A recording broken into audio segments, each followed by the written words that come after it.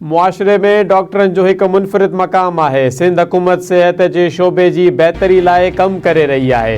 तिब जे शोबे में बहितरी लाइ समूरा वसीला कुतुबादा वेंदा। चैलेंजिस खे मुंहुं ॾियण लाइ भरपूर महिनत करणी पवंदी। तिब जे शोबे में टेक्नोलॉजी जो इस्तेमालु ज़रूरी आहे। टेक्नोलॉजी ज़रिए टेलीमेडिसन सां इलाज मुकमल थी रहियो आहे। पीपी चेयरमैन बिलावल भुट्टो ज़रदारी जो जिना सिंध मेडिकल यूनिवर्सिटी जो 7वें कॉन्वोकेशन खे ख़िताब संदसि चवणु आहे त जिना अस्पताल में तरक़ियाती कम जारी आहिनि। एमरजेंसी टावर हिन ई दौर में मुकमल कयो वेंदो। सिंध वाहिद सूबो आहे जिते महांगो इलाज बि मुफ़्त थी रहियो आहे। सिंध अंदरि परॾेह मां बि माण्हू इलाज कराइण लाइ अचनि था। पूरी सिंध में SICVD जो ॼाण विछायो वियो आहे। कराची जे जिना सिंध मेडिकल यूनिवर्सिटी जो 7हों कॉन्वोकेशन। पीपल्स पार्टी जे चेयरमैन बिलावल भुट्टो ज़रदारी ख़ासि महिमान तौरु शरीक। बिलावल भुट्टो ज़रदारी कामयाब शागिर्दनि में डिग्रियूं बि विरहायूं। वॾे वज़ीर सैयद मुराद अली शाह जो चवणु आहे त जिना सिंध मेडिकल यूनिवर्सिटी में ऑटिज़म सेंटर जो क़याम वाखाण जो कमु आहे। इन सेंटर सां ऑटिज़म जो शिकार बणियल ॿारनि जी बहालीअ में मदद मिलंदी। जिना सिंध मेडिकल यूनिवर्सिटी तिबी शोबे में शानदार ख़िदमतूं अंजाम ॾेई रही आहे। इन इदारे जो बुनियाद सिंध मेडिकल कॉलेज तौरु शहीद ज़ुल्फ़कार अली भुट्टो रखियो। सदर आसिफ अली ज़रदारी सिंध मेडिकल कॉलेज खे यूनिवर्सिटी जो दर्जो ॾिनो। तालीम ऐं तहक़ीक़ सां ई कामयाबी मुमकिन आहे। मेडिकल शोबे सां लाॻापियल शागिर्द तहक़ीक़ ते ध्यानु ॾियनि। सिंध में सिहत जे शोबे में भरपूर कमु करे रहिया आहियूं। सिहत जो शोबो इंसानी ज़िंदगी में वॾी अहमियत रखे थो। DGISPR लेफ्टिनेंट जनरल अहमद शरीफ चौधरी सां क़ौमी पैगाम अमन कमेटी जी मुलाक़ात। ISPR मूजिबि इत्तेहाद उम्मत समाजी हमानगी ऐं आइनी बिरादरी जे पैगाम खे मुल्की सतह ते फैलाइण जो ऐलान। क़ौमी पैगाम अमन कमेटी क़ौमी बयानिए खे हथी वठाइण लाइ मुकमल सहकार जी ख़ातिरी कराई ऐं पाक फ़ौज सां यकजहती रियासत मुख़ालिफ़ दुश्मन बयानिए ख़िलाफ़ गॾियल अज़म जो इज़हार कयो। नफ़रत अंगेज़ी फ़िरक़े वारियत ऐं फ़र्क़ रखण वारे बयानिए ख़िलाफ़ ज़ीरो टॉलरेंस पॉलिसी ते इतफ़ाक़। DGISPR मूजिबि मज़लूमनि जी हिमायत पाकिस्तान जी इख़लाक़ी ज़िम्मेवारी आहे। क़ौमी सलामती जे मामलनि में हिक जहिड़ाई ऐं बयानिए ते इतफ़ाक़ राय वक़्त जी ज़रूरत आहे। पीपल्स पार्टी जे चेयरमैन बिलावल भुट्टो ज़रदारी जी सदारत हेठि PP जे पार्लियामानी पार्टी जो इजलास। पार्लियामेंट हाउस में थियल इजलास में राजा परवेज़ अशरफ, नवीद कमर, एजाज़ जखरानी, शैला रज़ा शरीक, शाज़िया मरी, कासिम गिलानी, अब्दुल कादिर पटेल, आगा रफ़ीउल्लाह, नाज़ बलोच ऐं ॿिया बि शरीक। PP अॻवान राजा परवेज़ अशरफ जो चवणु आहे त हुकूमत हिकु ऑर्डिनेंस सदर जी सहीअ खां सवाइ जारी कयो हो। इहो रूल्स ख़िलाफ़ हो जंहिं ते PP ऐवान में एहतजाज करे वॉकआउट कयो। पीपल्स पार्टी वफ़ाक़ में हुकूमत जी इत्तेहादी जमात आहे। जेकॾहिं वफ़ाक़ी हुकूमत को गैर आइनी क़दम खणंदी त असां उन ते सख़्तु रद्दअमल ॾींदासीं। वफ़ाक़ी हुकूमत हिकु सुठो क़दम खयो ऐं फ़ौरी एक्शन वठंदे ऑर्डिनेंस वापसि वरितो। कराची में 9 मई जहिड़ो वाक़ियो करण जी कोशिश कई वई। TV चैनल्स जी गाॾियुनि खे नुक़सानु पहुचायो वियो। साफ़ियनि खे धमकायो वियो। पुलिस ते पथराव कयो वियो। सिंध जे वज़ीर सईद गनी KP जे वॾे वज़ीर सुहेल आफ़रीदी जी आजियां कई। ख़ैर सिंधी टोपी ऐं अजरक पारायो वियो। PTI खे जिना ग्राउंड में जलसे जी इजाज़त ॾिनी वई। इजाज़त जे 5 मिंटनि में PTI अॻवाननि जा बयान आया त उहे रोड ते जलसो कंदा। जॾहिं ट्रैफ़िक जाम में फाथो त इल्ज़ाम लॻाइण शुरू कया विया।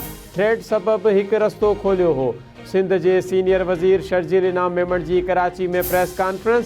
संदसि चवणु आहे त PTI ॾफेर ऐं नफ़रत अंगेज़ सियासत जी कोशिश कई। सिंध हुकूमत सख़्तु कार्रवाई करे पई सघे पर सब्र ऐं तहमुल जो मुज़ाहिरो कयो। असां PTI जे सूबाई क़यादत ख़िलाफ़ को बि पर्चो न कटियो। PTI जो क़ौमी इदारा में रही सियासत जो मूड नाहे। सिंध जे वॾे वज़ीर सां मुलाक़ात जो प्रोग्राम PTI तरफ़ां आयो हो। 8 फरवरी ते कारोबार ऐं ट्रांसपोर्ट बंदि करण जी इजाज़त न ॾींदासीं। प्रोपेगेंडा ऐं कूड़ सां माण्हुनि खे गुमराह करणु PTI जी सियासत आहे। सिंध में तरक़ियाती कमु कराए रहिया आहियूं। ट्रांसपोर्ट जे शोबे में बहितरी आई आहे। पिंक ऐं डबल डेकर बसूं हलायूं वयूं आहिनि। ज़राअत जे शोबे में ख़ासि ध्यानु ॾिनो पियो वञे।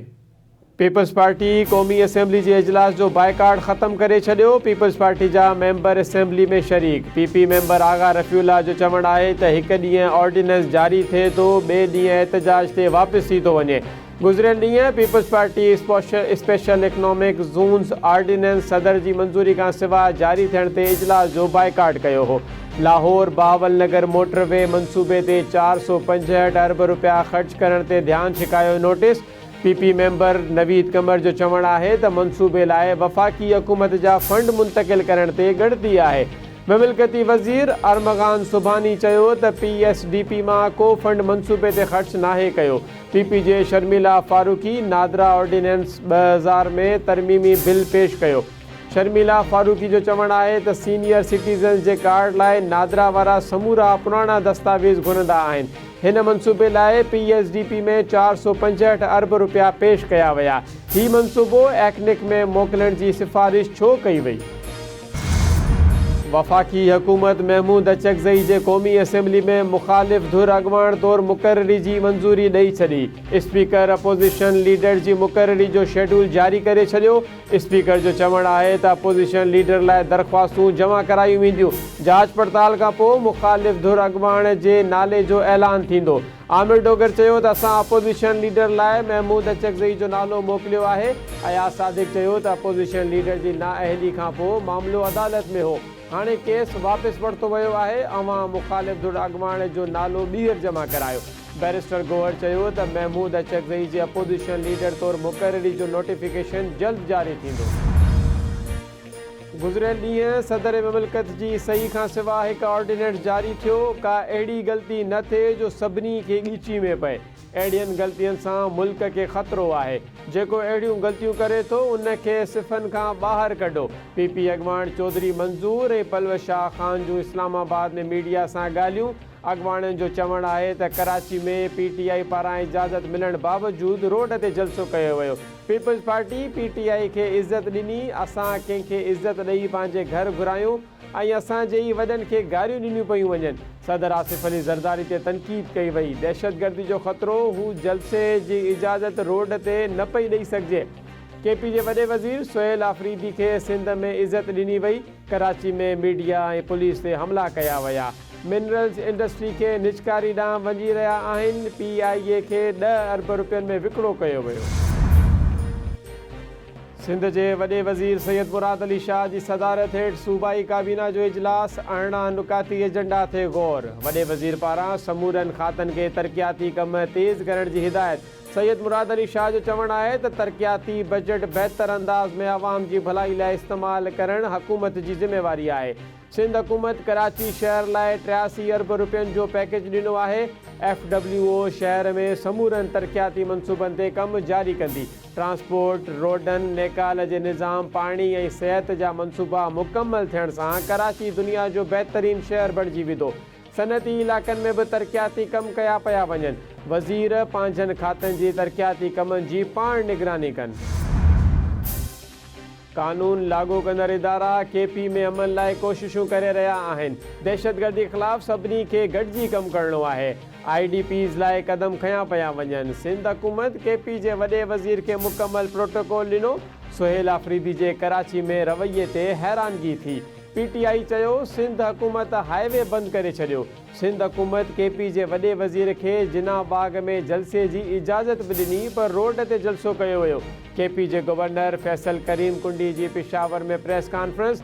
संदसि चवण आहे त PTI क़यादत नाकारियूं बयान ॾींदे आहे। सुहेल आफरीदी माण्हुनि खे घुराइण में कामयाब न थियो। KP हुकूमत पंहिंजी रियासत खां अफ़गानिस्तान में हमलनि जा सबूत घुरी रही आहे। कणक जे ख़रीद ऐं विकिणे में खुर्द बुर्द वारो मेगा स्कैंडल। सखर जी एहतसाब अदालत ख़ुराक खाते लाड़काणे जे अॻूणे डिप्टी डायरेक्टर जी ज़मानत रद्द करे छॾी। अॻूणो डिप्टी डायरेक्टर नसरुल्ला चांडियो अदालत ॿाहिरां नेब हथां गिरफ़्तार। कंबर ज़िले जो अॻूणो district food controller Mir Altaf Maksi अदालत ॿाहिरां फ़रार थी वियो। नेब पारां नसरुल्ला चांडियो ऐं मीर अल्ताफ़ मक्सी समेत 21 जवाबदारनि ख़िलाफ़ 5 अरब 74 करोड़ 9 लख रुपयनि जो रेफरेंस दाख़िल आहे। हुरनि जे रूहानी पेशवा पीर पागारे जो ठिकराठे में रूहानी सफ़र जारी। पीर पागारो कलड़ी पहुतो।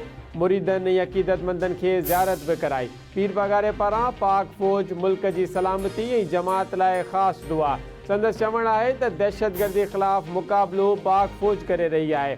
ज़रात तबाह थी वई आहे। फ़सलनि जा मुनासिब अघ नथा मिलनि। दरगाह ऐं जमात अमानत आहे। न्याणियुनि खे तालीम ॾियो। ख़लीफ़नि खे चवां थो त माण्हुनि खे इज़त ऐं इंसाफ़ ॾियो।